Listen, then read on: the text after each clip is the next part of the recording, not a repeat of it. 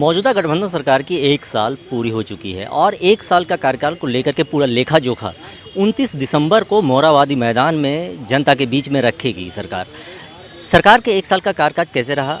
खुद सरकार में राज्य के मंत्री, स्वास्थ्य मंत्री इनसे ही पूछते हैं। सर, 1 साल का कार्यकाल किस तरह से आकलन करते हैं आप? 1 साल के कार्यकाल का हम आकलन करते हैं कि विपरीत परिस्थिति में भी हम लोगों ने बहुत मजबूती के साथ कोरोना 19 होने के बावजूद भी हमने बहुत मजबूती के साथ जो भी विकास के काम थे उसको बढ़ाने का प्रयास किया। माननीय मुख्यमंत्री जी कल बहुत सारी नई योजनाओं का भी शुभारंभ करेंगे और भविष्य के सरकार की जो गाइडलाइन क्या होगी, कैसी होगी, सरकार का विजन क्या होगा, सरकार की सोच क्या होगी, सरकार कैसे आगे बढ़ेगी, वो सारी चीज़ों को कल माननीय मुख्यमंत्री जी अपने मुखार बिंदु से कहेंगे।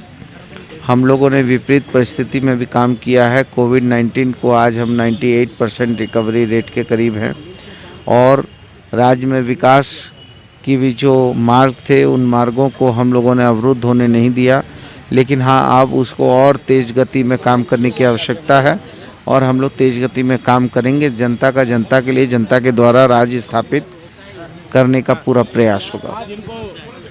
पूरे 1 साल का कार्यकाल में अगर सरकार की उपलब्धि कहा जाए तो 3 प्रमुख जो उपलब्धि रही है वो क्या उपलब्धि गिनाएंगे? एक उपलब्धि तो ये है कि हमने कोविड-19 में पूरे आप हिंदुस्तान को देख लीजिए, सभी राज्यों का रिकवरी रेट, मोडिलिटी रेट क्या है। दूसरा, हमारे जो है जितने प्रवासी मजदूर आए उन लोगों को हम लोगों ने यहाँ पर जो है किसी प्रकार की परेशानी नहीं होने दी, सारा व्यवस्था सुदृढ़ रखा। तीसरी, हम लोगों ने अभी जो है 1 लाख रुपया जो भी दुर्घटना में मृत्यु होगी उसको 1 लाख रुपया देने की जो माननीय मुख्यमंत्री जी द्वारा जो घोषणा हुई है उसको जल्दी कैबिनेट में लाके हम लोग अप्रूवल देंगे। चौथा, हमने राज्य में जो है हर जगह शांति और अमन व्यवस्था कायम की है।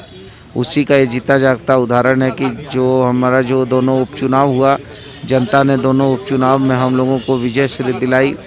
यदि हमारे काम से जनता संतुष्ट नहीं होती तो हमको जो है दोनों बाई इलेक्शन में हमको जो है जीत नहीं हासिल होती। तो मैं समझता हूँ कि 1, 2, 3 के हिसाब से नहीं, बहुत सारी काम है, बहुत कुछ किया है और बहुत कुछ करना है और जो किया है उसको हम याद करने के लिए नहीं तैयार हैं और जो करना है इसके लिए हम प्रयास करने के लिए आगे बढ़ रहे हैं। हम केवल झूठी वाहवाही या झूठे आंकड़े प्रस्तुत करके अपना जो है सरकार की वाहवाही नहीं करना चाहते हैं, बल्कि हम चाहते हैं कि धरातल में ठोस कदम उठाएं ताकि ये राज्य जो है, ये सरकार जो है जनता का जनता के लिए, जनता के द्वारा शासन सुनिश्चित हो। बन्ना जी, ये कोरोना महामारी के दौरान सबसे बड़ी जो जिम्मेवारी कहा जाए तो आपके ही कंधों पर थी, पूरे राज्य का स्वास्थ्य व्यवस्था को देखना। आप अपने विभाग का किस तरह से आकलन करते हैं 1 साल का कार्य को?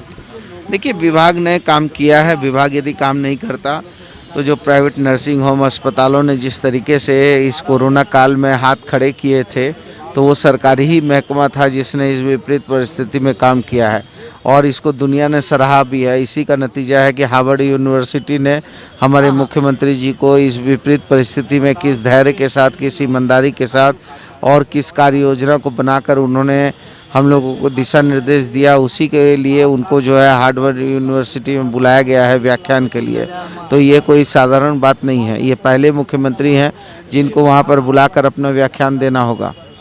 तो ये हमारे लिए, सभी के लिए गौरव की बात है। आने वाले साल में क्या चुनौती मानते हैं और क्या संकल्प लेकर के चलेंगे और एक ऐसा काम जो आने वाले साल में करेंगे?